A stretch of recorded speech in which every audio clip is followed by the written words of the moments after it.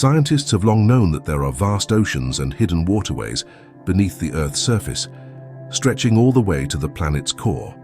However, recent research has revealed a much more surprising fact than these known.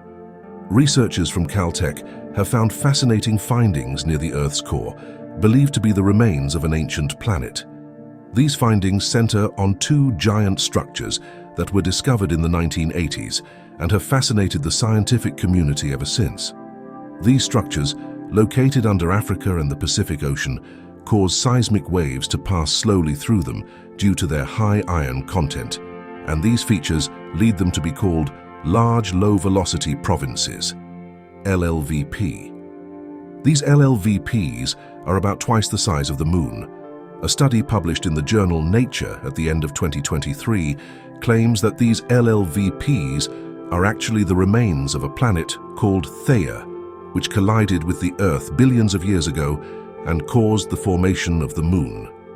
Seismic images of the Earth's interior have revealed two continent-sized anomalies in the lowermost mantle known as Large Low-Velocity Provinces, the researchers note. We show that it may represent buried remains of Theia mantle material preserved in the mantle of.